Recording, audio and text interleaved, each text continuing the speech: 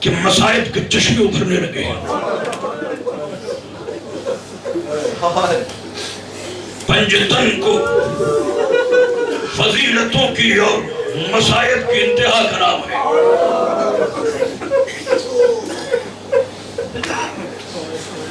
ساتھ میں ایک بچی بھی تھی جس کا نام زینب تھا.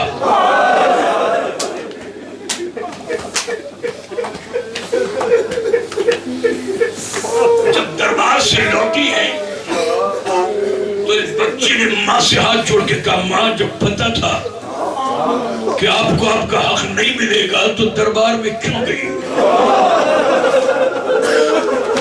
سینے سے لگا کے بطول نے جملہ کہا زینب سب کہتے ہیں منظور ہے مگر تو نہ کہے، اس لیے میں گئی تو میرے سر پہ چادر تھی دربار میں. توجہ چاہ رہا تھا. میں گئی تو میرے گھر میں میرے سر پہ چادر تھی مگر سیدہ زینب جب تو دربار میں جائے گی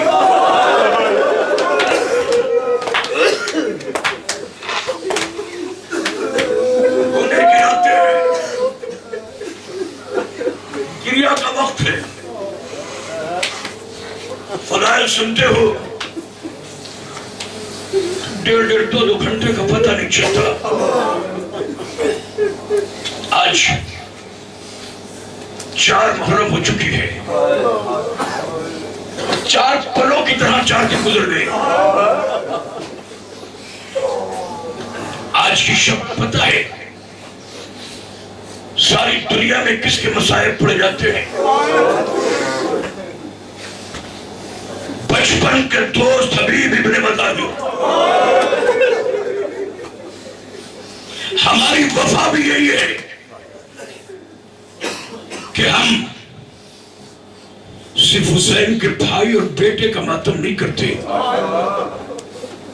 حسین کے بچپن کا دوست ساری دنیا میں یہی مصائب ہے. آج حبیب ابن مطالب جس کو خط بھیجا ہے کربلا پہنچ کر تو اس میں لکھا ہے من الحسین ابن علی الى المعتمد الفقیر الرجل. میں فقیر رجل جو میرا معتمد ہے اس کی جانب بھیج رہا ہوں میں حسین ابن علی خط. قاصد گھوڑے کو سر پر پھگاتا ہوا بطول کے سید بیٹے کا خط لے کر معلوم ہے کب پہنچا جب بچپن کا دوست حبیب ابن مطالب کوفے کے بازار سے خضاب خرید رہا تھا.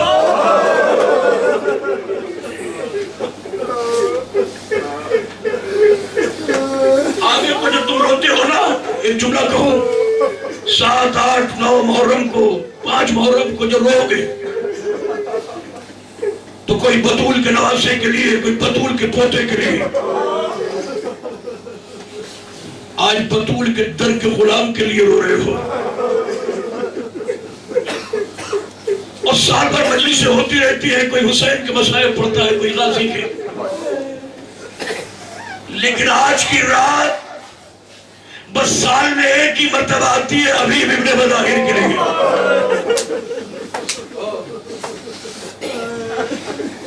اس لیے کہیں غلام کو شکوہ نہ رہ جائے کہ آقا کے رونے والے اتنے تھے میں غلام تھا.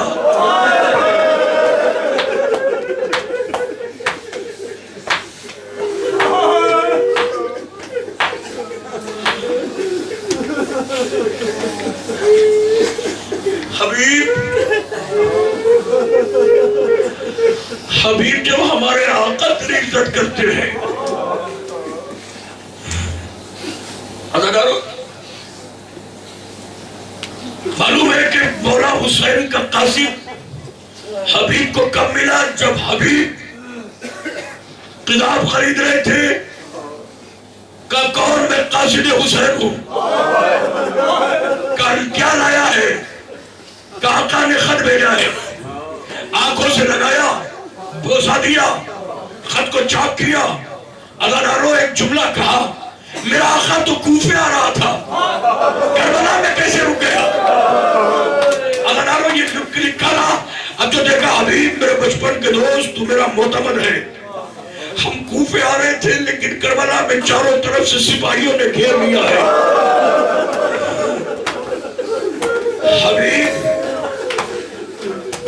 حبیب جملہ سنو گے کیسے کلیجے سے نکالو، حبیب آج تو ہم کوفے رہے تھے مگر چاروں طرف سے ہم گھر گئے۔ حبیب ہو سکے تو ہمارے پاس آ جاؤ۔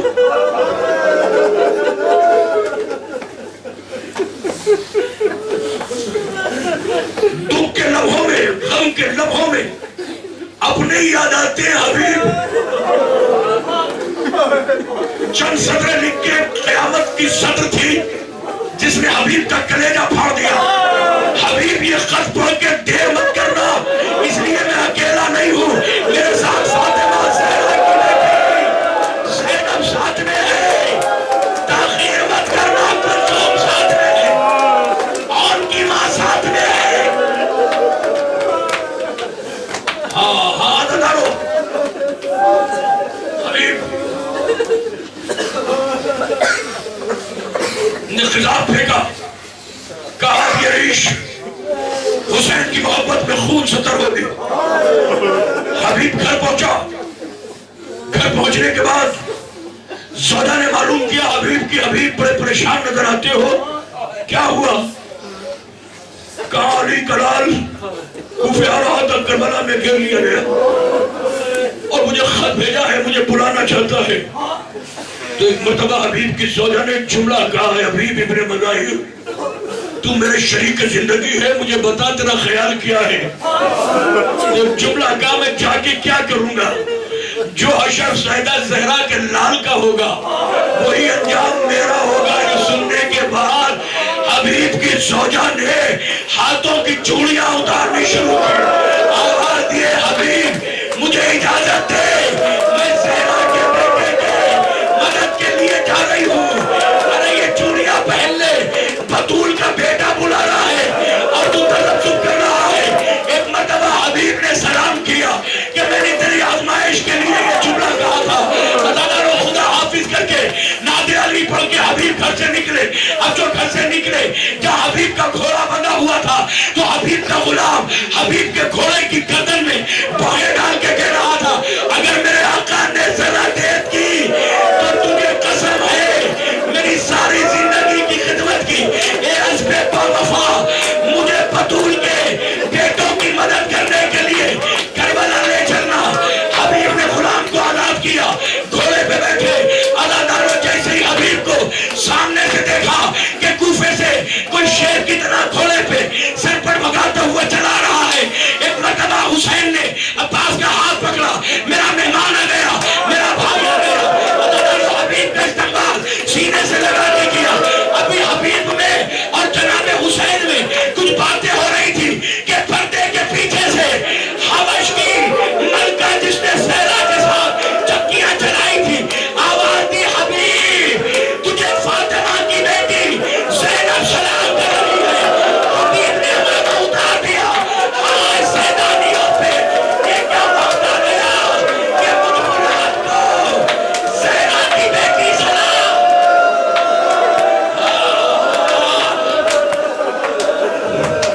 وہ مولا تمہاری عبادت کو قبول کرے، وہ تمہارے پرسے کے ایک لمحے کو، ایک ایک آنسو کو، ایک ایک جملے کو۔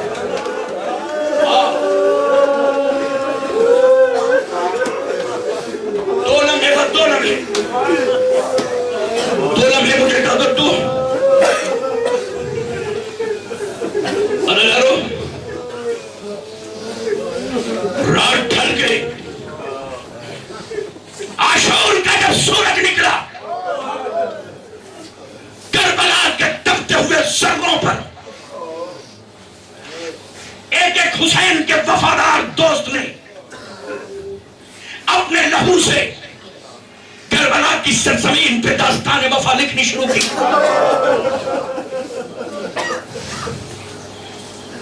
حبیب نے اجازت مانگی، جان شہادت نوش تسلیم فرمایا. نہیں نوا پڑھتا, نہیں بتا بیان کرتا جو حسین نے حبیب کے لیے کہا. شام غریبہ کے بعد 11 محرم کو جب سیدانیوں کے سروں سے چادر چھن گئی,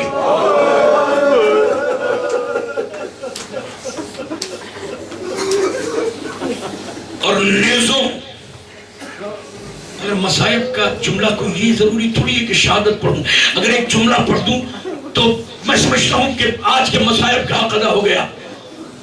18 سورجوں کا قافلہ جب نیزوں پہ چڑھ کے چلا, 18 سورجوں کا قافلہ جب نیزوں پہ چڑھ کے چلا تو ایک وفادار کا گلا نیزے پہ نہیں ٹکتا تھا.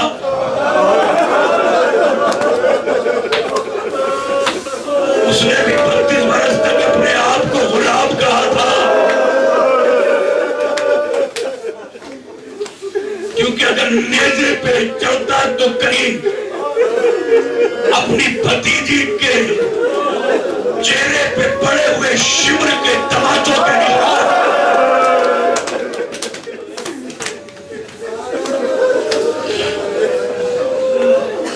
23 برس کا میرا بیمار امام مقدرات عصمتوں کے ساتھ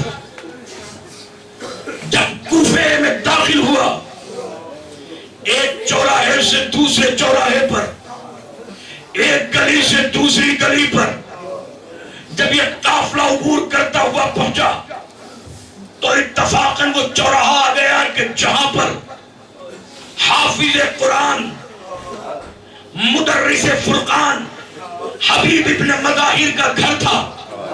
حبیب کی زوجہ اپنے 13 برس کے بیٹے کے ساتھ آنے والے قافلے کو دیکھ رہی تھی. یہ پتہ نہیں تھا کہ یہ 18 سورجوں کا قافلہ کن غریبوں کا ہے. یہ ناکے پہ بیٹھی ہوئی بیرینا بیبیاں کون ہے, یہ رسیوں میں بنی ہوئی یہ 5 سال کی بچی کون ہے, یہ 6 مہینے کے بچے کا سر کس کا ہے, یہ 13 برس کا دولہا کون ہے, یہ 23 برس کا قیدی کون ہے. سمجھ میں نہیں آتا تھا کہ جب یہ قافلہ آیا تو ایک مرتبہ حبیب کی زوجہ کے ہاتھ پہ حبیب کے 13 برس کے بیٹے نے ہاتھ رکھ کے جملہ کہا, ماں ذرا غور سے دیکھ, اس نیزے پہ ایسا لگتا ہے جیسے میرے بابا حبیب کا سر ہے. اب جو غور سے دیکھا دادارو تو ایک مرتبہ حبیب کی زوجہ نے اپنے 13 برس کے بیٹے کو سینے سے لگایا, ماتھے پہ انگلیاں پھاڑنی شروع کی تو حبیب نے کہا, حبیب کے بیٹے نے کہا, ماں ایسا لگتا ہے کہ جیسے کوئی یتیم کے سر پہ ہاتھ پھیرتا ہے, کیا وہ میرے بابا کا سر ہے, کہاں میرے لال تو یتیم ہو گیا. یہ سننے کے بعد ایک مرتبہ حبیب کا بیٹا چھت سے نیچے اترا, اترنے کے بعد دیوار میں ٹنگی ہوئی ایک چھوٹی سی تلوار کو